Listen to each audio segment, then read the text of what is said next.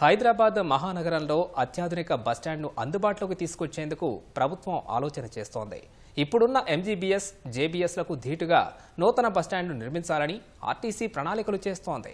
నూతన బస్టాండ్ కోసం ప్రభుత్వం చేస్తున్న ప్రణాళికలపై రవాణా శాఖ మంత్రి పొన్నం ప్రభాకర్తో మా ప్రతినిధి శ్రీపతి శ్రీనివాస్ ముఖాముఖి. హైదరాబాద్లో అత్యాధునిక సౌకర్యాలతో మరో బస్టాండ్ అందుబాటులోకి రాబోతుంది. ఇంతకీ ఆ బస్టాండ్ ఎక్కడ అందుబాటులోకి రాబోతుంది, ఎటువంటి సౌకర్యాలు కల్పించబోతున్నారు, దానికి సంబంధించి మరిన్ని వివరాలు మనతో పాటు రవాణా శాఖ మంత్రి పొన్నం ప్రభాకర్ కూడా ఉన్నారు. ఆయన అడిగి తెలుసుకుందాం. సార్, హైదరాబాద్లో మరో నూతన బస్టాండ్ రాబోతుంది అంటున్నారు. ఎప్పుడు రాబోతుంది, ఎలాంటి సౌకర్యాలు అందులో ఉండబోతున్నాయి? ఆనాటి అవసరాల కొరకు ఇమ్లిబాన్ బస్ స్టాండ్ నిర్మించిన తర్వాత ఉత్తర తెలంగాణ ప్రాంత ప్రజలకు ఉపయోగపడే విధంగా జేబీఎస్ నిర్మించుకున్నాం. ఇప్పుడు మహబూబ్ నగర్ ఆ ప్రాంత ప్రజలందరికీ ఎయిర్పోర్ట్ దగ్గరలో ఉండే విధంగా ఆరంగడ్ దగ్గర ఒక స్థలం ఉంటే దాన్ని అడుగుతున్నాం, పోలీసులకు అంటా ఉన్నారు. అది కాకుండా వేరే ప్రత్యామ్నాయ స్థలమైనా మాకు ఆ ప్రాంతంలో కూడా ఒక బస్సు స్టాండ్ అనేటువంటిది అన్ని సౌకర్యాలతో ఏర్పాటు చేయాల్సి వస్తుంది.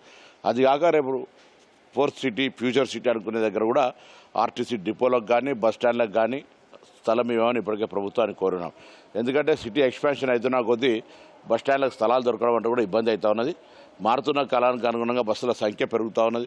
ప్రజల రవాణా సౌకర్యానికి బస్సు ప్రధానమైనటువంటి వినియోగపరమైనటువంటి అది వేపనైంది. మహిళలకు ఉచితమైన తర్వాత ఇంకా బస్సుల యొక్క డిమాండ్ పెరిగింది కాబట్టి దానికి అనుగుణంగా సౌకర్యాలు పెంచాలి.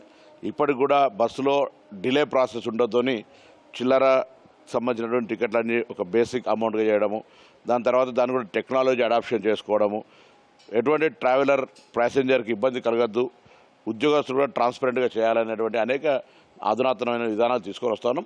గతం కంటే ఆర్టీసీ చాలా రకంగా ఈవెన్ కొత్త బస్సులు కొనుగోవడం చేయడం, కొత్త ఉద్యోగాలు ఇవ్వడం, కారుణ్య నియామకాలు చేపట్టడం, పాత బకాయిలను తీర్పడం, వారికి అనేక పథకాలకు అవకాశం కల్పించడం, ఇవన్నీ కూడా చేస్తున్న సందర్భంగా ముఖ్యంగా మహిళలకు కూడా మహిళా సంఘాలతో బస్సులు కొనుగోలు చేసి ఈ విధంగా ఆర్టీసీ ఆపరేషనల్ లాస్ నుంచి ఓవర్కమ్ అయి లాభాలకు పడ్డది మహాలక్ష్మి కార్యక్రమంలో. సో ఇన్ఫ్రాస్ట్రక్చర్ డెవలప్మెంట్ చేయాలని కూడా ఇప్పటికి ఒక 10-15 నియోజకవర్గాల బస్ స్టాండ్లో రిపేరు కొత్తగా కడతా ఉన్నాం. రాబోయే కాలంలో అన్నీ కూడా in a modern look with modern facilities and buses reaching to every village.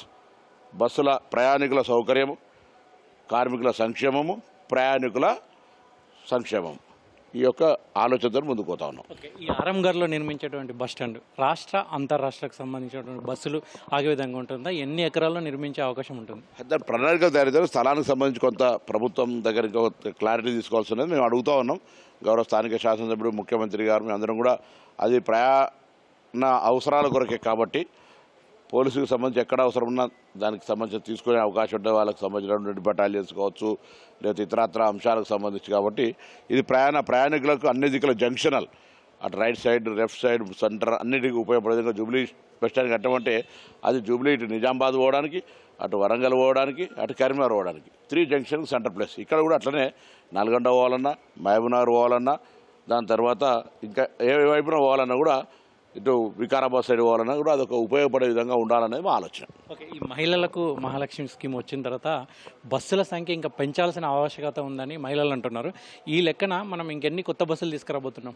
తప్పకుండా బస్సుల సంఖ్య పెంచుతూనే ఉన్నాం. కానీ గత 10 సంవత్సరాల నుంచి 15 సంవత్సరాలు బస్సులు కొరకని కారణంగా ఆర్టీసీ సంస్థలో ఉన్నటువంటి కేంద్ర ప్రభుత్వ నిబంధన ప్రకారంగా 15 సంవత్సరాల బస్సులు వాడం.